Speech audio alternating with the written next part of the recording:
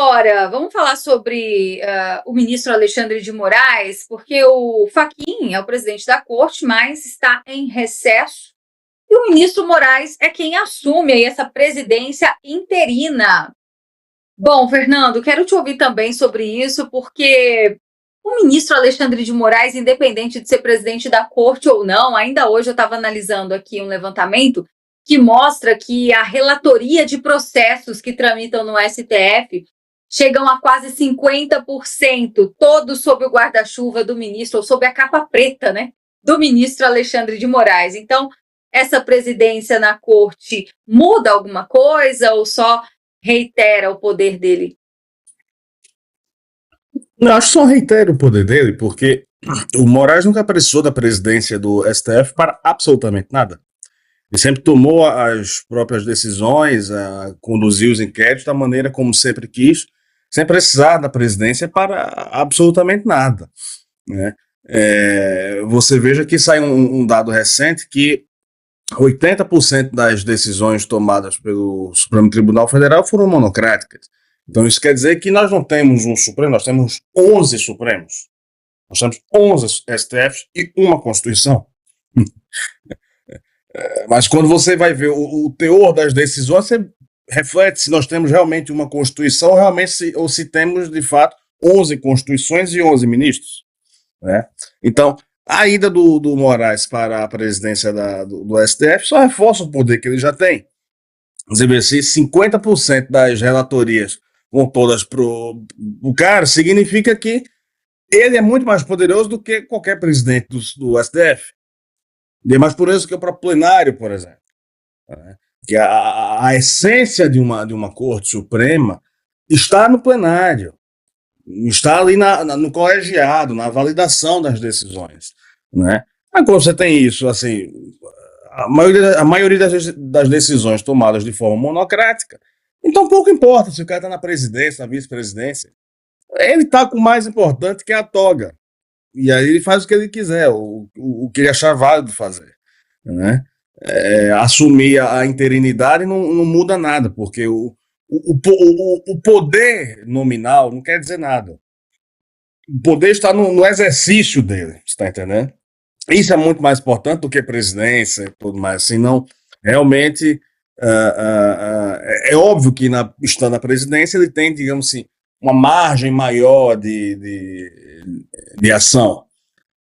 Mas, em sentido prático, esse cara tem todo o poder na mão e faz o que achar pertinente. A presidência é muito mais, no caso dele em específico, algo muito mais simbólico, né, do que prático. Em sentido prático, veja, no 8 de janeiro ele afastou o governador do Brasil sem estar na presidência suprema. Está entendendo? Não precisa, ele não faz a menor diferença. Pode parecer que eu estou fazendo pouco caso da informação, você está entendendo? Eu espero que não me entendam dessa forma. O que eu quero dizer é o seguinte: um sujeito como Moraes, ele exerce o poder independente de ser presidente, vice-presidente, ele é ministro. Isso para ele basta. Ele faz o que quiser. Você está entendendo?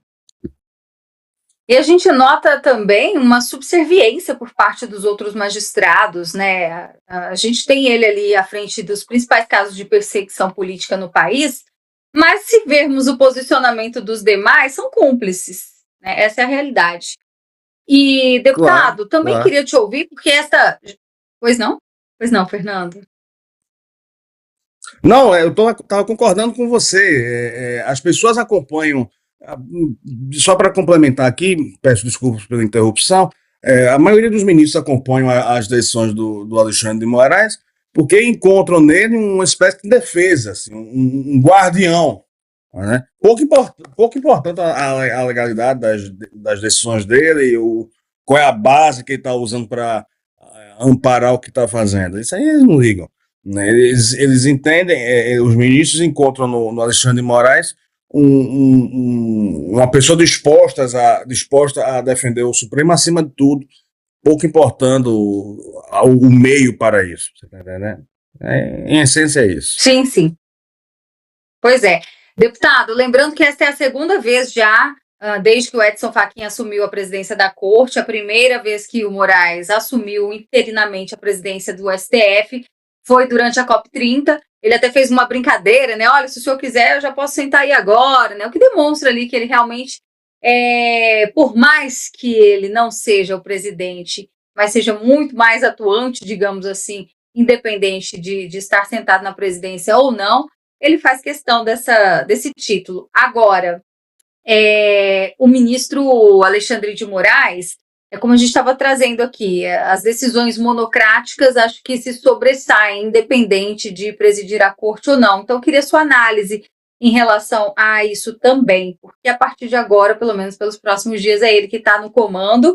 E o STF estando em recesso, isso que eu queria me lembrar, eles só tomam decisões no regime de plantão. Mas quando se trata do caso de Jair Bolsonaro, ele está de plantão 24 horas. O senhor já reparou nisso? Ô, Berenice, eu nunca entendi isso, para ser sincero. Já até conversei com algumas pessoas que têm um domínio melhor, né, do assunto, no que se refere ao judiciário, no STF, e nunca consegui entender por que é sempre Moraes. Não tem possibilidade de outro ministro sequer se manifestar nesse processo. Em relação à atuação do Fachin, não sei se todos sabem, acredito que a maioria sim, ele tem uma história de ativismo ideológico, né?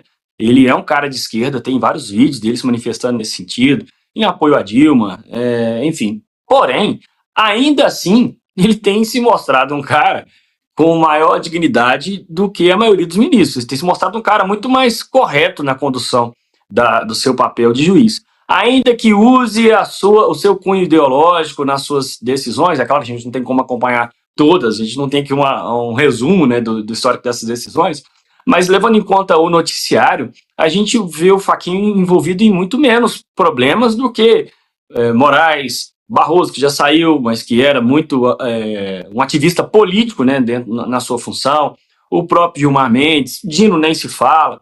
Então, o Fachin ele tem uma postura muito mais discreta que me parece condizer mais com a atuação de um ministro supremo. Então, concordo com o colega que manifestou, né, a presidência não muda muito, ou melhor, a ausência da presidência, né, nas mãos do Moraes não muda muito, a presidência nas mãos do Fachin não muda muito, mas, em alguma medida, direciona o STF para um ou outro caminho, em alguma medida, uma pequena medida. Então, eu fico na esperança que isso possa fazer alguma diferença, né, nos próximos meses, mas confesso que é uma esperança pequena, né, porque eu sei que o sistema está todo voltado para proteger, me parece que aqueles que estão mais ousados em politizar o STF, aí, claro, me refiro a Moraes, me refiro a Dino e a Gilmar Mendes.